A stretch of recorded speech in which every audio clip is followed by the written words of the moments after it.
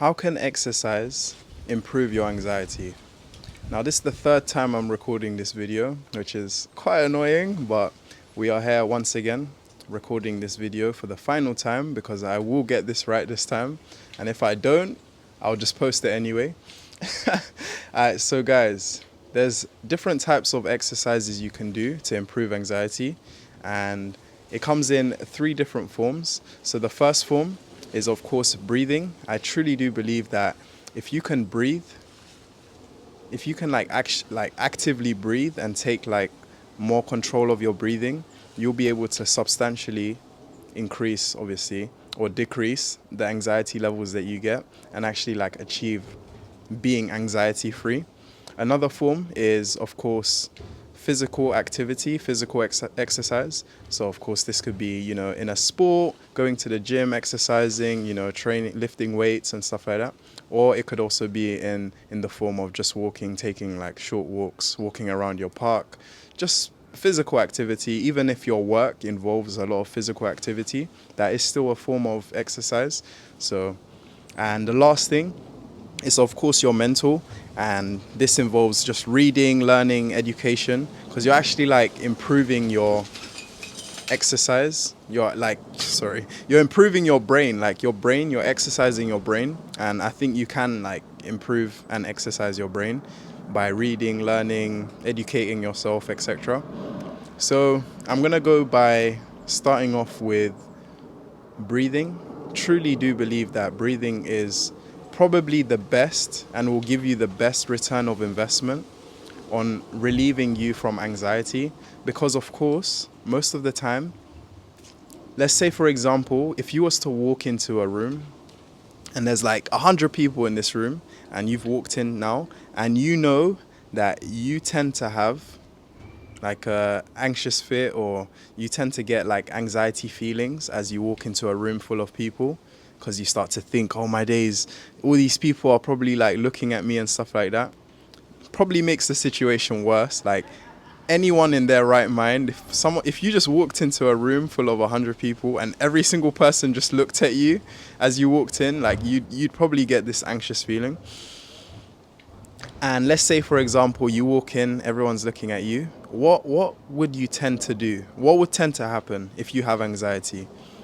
Most likely, nine times out of 10, you're going to freeze, stop breathing, and just have so many thoughts in your head that are negative and stuff like that. Oh, these people are staring at me. Oh my days, I probably look I probably look bad. Oh my days, I hope I don't have any dirt on my clothes.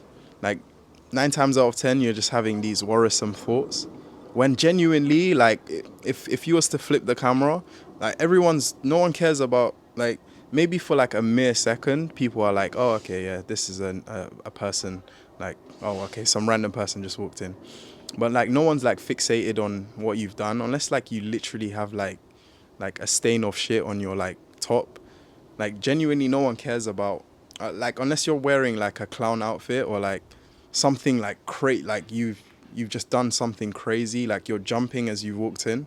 No one's really gonna pay much attention to you. But what tends to happen to these type of people? They tend to freeze as they walk in and they stop breathing. Why do you stop breathing? Why do we stop breathing when we're anxious? I thought breathing was always subconscious. I thought our bodies always breathed and stuff like that. Because that's what most people say. Oh yeah, my body breathes. Oh yeah. I don't need to fix my breathing because I'm always breathing. Our bodies breathe for us. Well, in that situation, you wasn't breathing. Why wasn't you breathing? And this is because breathing is probably the most impact you can make or take. Actually putting in actionable steps to improve your breathing, taking a deep breath in and exhaling through your mouth, a longer exhale. This is the best way to improve your anxiety, because most of the time anxiety focuses more on your breathing, and then obviously the less you breathe, the more thoughts you have and stuff like that. If you can improve your breathing, I can promise you that your anxiety will improve if you just keep practicing breath work. So now, what types of breath work are there? What can actually help me? So I've mentioned in a previous video but I'll still explain it to you now, that there's two forms of breathing exercises. The first form of breathing is, of course, the breathing that helps with relaxation. So obviously a deep breath in where literally your belly comes out and then your chest eventually comes up, like out as well. So like I'll give you an example. But as you do that inhale, like a nice deep inhale where you can feel, you can literally not breathe in anymore, to the point, to that extent, to that degree, where like you've inhaled so much so that like no more breath can be like you can't breathe in anymore. Some people, you can pause for like 2 seconds, 3 seconds after the inhale. Andrew Huberman, a doctor of neuroscience, he mentions that, like, especially for beginners, you want to breathe in like fully and then try get in like a little extra. Just try getting a little extra inhale. So I'll give you an example. Just get in that little extra, and then as you're exhaling, you just take your time, breathe out through your mouth,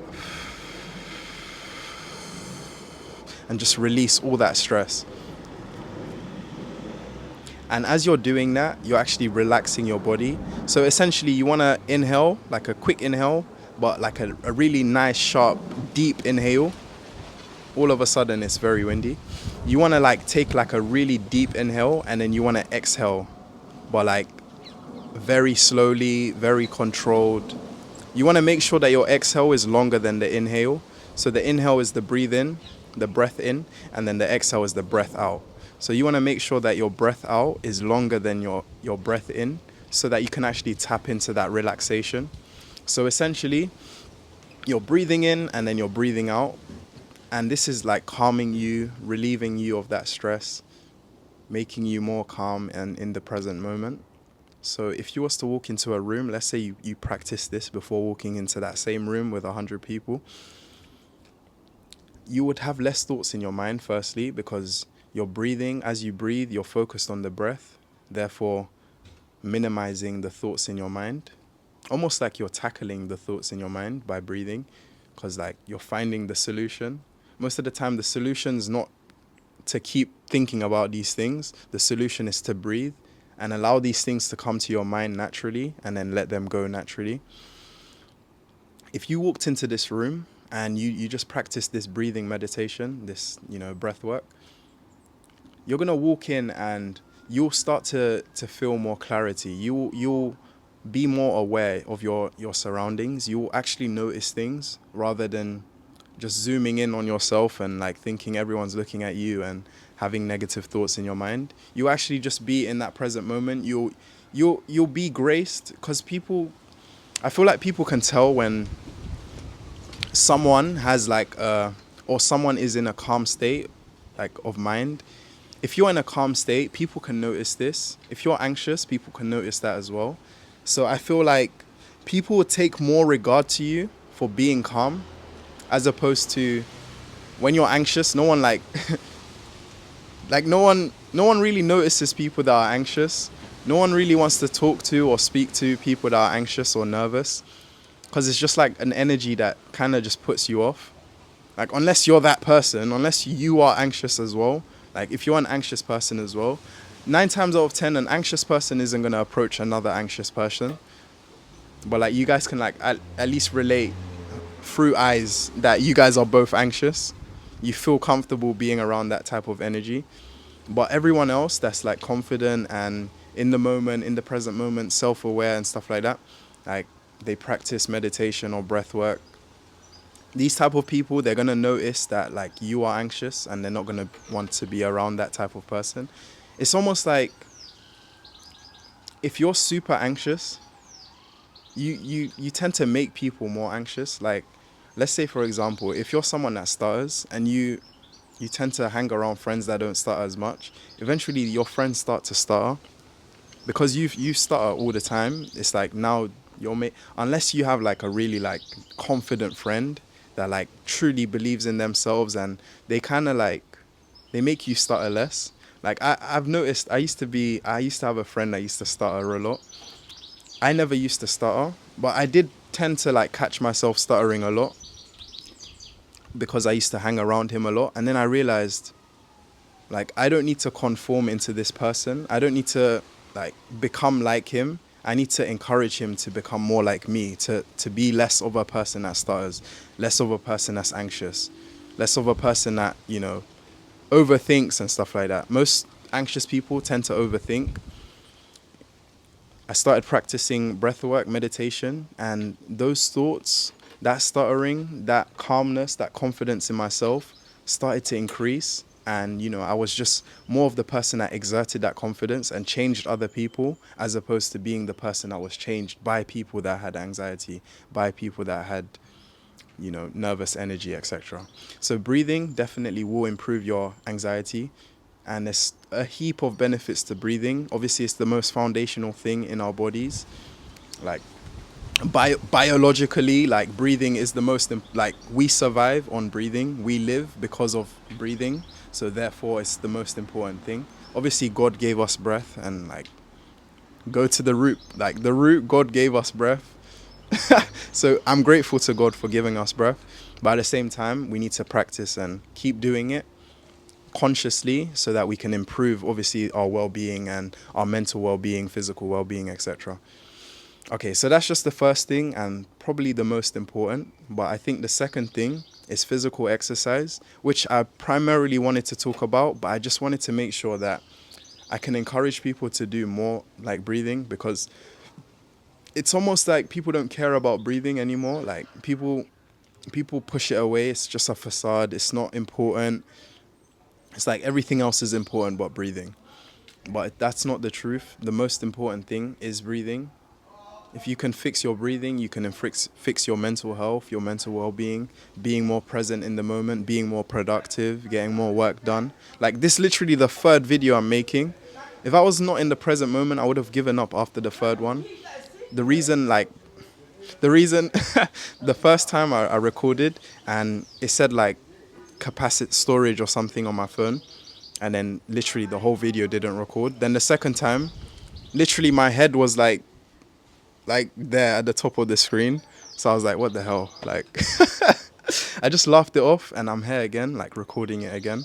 So genuinely, I truly do believe like breathing it will just make you like worry less about things that you usually would worry more about. And like most of the time, there's just a lot of friction, and then you tend to like breathe less. When like you're going through problems, you tend to breathe less. You tend to have like a closed body language. It's not good for your health at the end of the day. Practice breathing. But anyway, physical exercise is the next exercise that can improve your anxiety. And obviously sweating, you know, being out there, like when you move, every movement you make is a form of stress in your body. So like me moving right now, like just me closing my hands, I've put stress on my fingers. Like I'm putting stress on my fingers to make that movement. But it's good stress because I'm exercising. Not necessarily in this case, but obviously like it would be more like you would gain more from going on a jog or like a walk or going to the gym or, you know, have like playing football. But like even this form, just this tiny movement, I'm stressing my fingers. Obviously, like I'm not actually stressing. Like I feel like a lot of people think stress is like such a negative bad thing. Like stress is just when people are like going through like mental, you know, pain and stuff like that. That's not the case. Like stress is good for you the same way like other things are good for you but could be deemed as bad, like manipulation. Genuinely, I truly do believe that if you can improve your physical activity, if you can add in, and I'm not saying like go do some extreme work, like start off small, make it consistent, and then increase it. But if you can just add in one hobby a week, going to play football with other people, one, you're gonna obviously exercise, sweat it all out, look better, feel better. But two, you're also in a social environment. That's why I would say more like if you're someone that like tends to just, I'd prefer to just go on walks, I'd prefer to just go to the gym. In a gym, like you're less likely to speak to people in a gym. You're less likely to speak to people on a walk. But in football, like you're more likely to speak to someone as you're playing football. You know, shouting, communication. I do see a lot of people that are like timid and like not as social in these settings, but I would encourage you to be more social in these settings so that you can like, you know, combat the anxiety that you get from like opening up to people and speaking. I think we need to normalize speaking and touching people in like these type of social activities.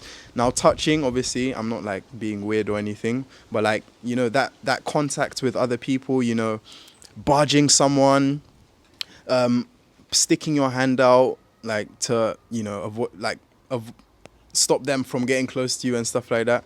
Just these little touch like can actually make such a significant difference to your like mental health and well-being, and will make you less likely to be anxious because you're just around people, you're comfortable touching them, you're comfortable shouting and talking to your team and stuff like that, comfortable after the game, you know, handshaking everyone, saying good game, that was a good match. Like just little things like that you don't realize, but it has such a great return of investment, return of interest, should I say. But it has such a great like return. And why would you not like want to be the type of person that like weekly you're around other people exercising and also socializing with them? You will just be so much more confident. You'll start to look and feel better because obviously you're exercising. You're also breathing as well whilst you're doing these, you know, endurance activities. It doesn't have to be football. I'm just using football as an example because that's what I do. But you don't have to like do too many hobbies as well. Like don't try like, oh, Monday I'm gonna do football, Tuesday I'm gonna do boxing, Wednesday I'm gonna do basketball, Thursday I'm gonna do this. Friday, like keep it simple. Do one a week. When you feel like you can be comfortable doing one a week, then do two. Then, you know, add in maybe a couple months after, add in a second week, or maybe have two sessions in that. Have like a double session that week. Don't just like try to fill all your time with like exercise just because you know it's gonna help you, because you're gonna end up crashing, being in more pain, and then less likely to go be more consistent in that thing. So I would recommend, if you're going to the gym, try just go to the gym for like 5 minutes, maybe twice or 3 times a week. And obviously 5 minutes is very small, but by the time you get to the gym and you're in there for 5 minutes, you're most likely going to be there for longer. So that's why I say like keep things as simple and as possible. Keep things as simple as possible, and eventually you will just tend to do more. You just need to keep it as simple as possible. Like have your clothes ready, leave your house. I'm only going to go to the gym for 5 minutes. When you're in the gym, you're going to end up probably doing 10, 15, 20, 30 minutes.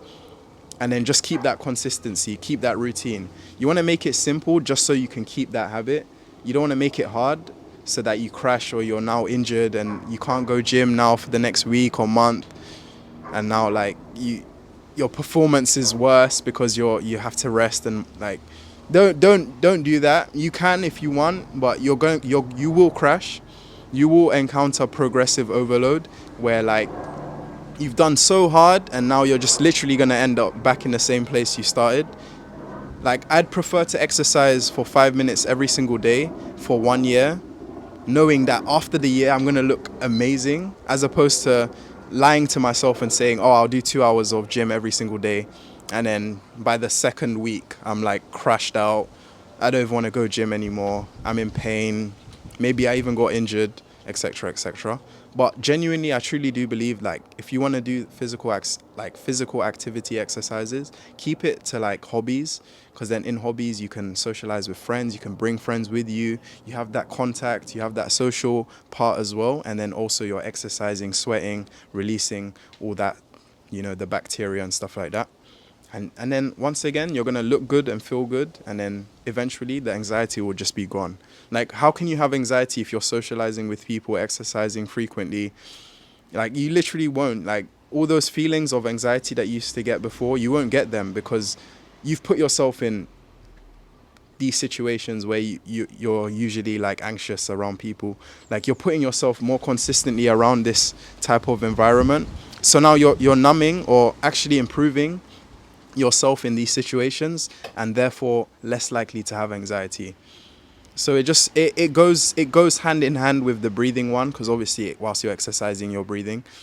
But I think actually like taking actively breathing, so like sitting down in like your room or something, or going to the park and like spending 10 minutes with your eyes closed and just practicing deep breathing, coincided with going to like hobbies and stuff like that, and also like exercising, socializing with people, and breathing, and also sweating and stuff like that. Like these two things, if you just stick to those two things, like your growth will be so substantial. But I think the last thing on my list, which is reading, so like learning, educating yourself, learning. Like I'm not talking like go watch a Netflix series and think, oh yeah, I've just gained so much value, unless it's like like a discovery or whatever the hell, wildlife and stuff. Like that's actually educational content, fair enough. But like go read, like go watch a podcast, go read a book, and this will actually exercise your brain, because you're learning. Your brain needs to exercise as well. And this, most of the time, this is the reason we have anxiety, because we're not actually like exercising our brains. I truly do believe like as you're learning as well, you'll be more encouraged to go do those hobbies. You'll be more motivated. You'll have more discipline, because you're learning from other people how to like be this type of person. And then also you're like educating yourself. You're improving your knowledge. You're learning from other people, therefore gaining like wisdom and stuff like that. You're just training your brain. You're exercising your brain literally. And then every other, like the fourth thing, every other part of your body can be exercised. Like I always say, if you look good, you feel good. If you feel good, how can you have anxiety if you feel good? You literally can't. But I'll be going into more depth in these videos in my Patreon. So go check out my Patreon. The link will be in the description. And I truly do believe that like you will change your life. And like if you need like extra support, if you feel like you're someone that I need that extra support, I need someone to talk to me 2-3 times a week, I need a phone call, I need someone to send me texts, I need like actionable advice, like put on paper, or like a plan, join my Patreon. There's literally a plan there. I'll work one-on-one with you. It's very cheap now, so grab it as you can. I will increase it, the premium, in the future. So I've already started working with someone and they're loving their like gains and stuff like that already. So genuinely, I truly do believe you will be anxiety free. Only you can decide whether you want it to be sooner or later. Just know that if you leave it for later, there's going to be more things you need to do to like eradicate it. But if you take action sooner on improving your anxiety, you're less likely to like feel less confident, or be anxious in public settings, or not feel good about yourself, or worry about the future and the past. So you make that action. It's been your boy Paul Khadar. I love you guys all. I know this has been like a long video and like so much information, but hopefully you've gained some value. Share this with a friend. Make sure you comment, like, but genuinely check out the Patreon. It's been your boy Paul Khadar. I love you guys all. Peace, peace, peace.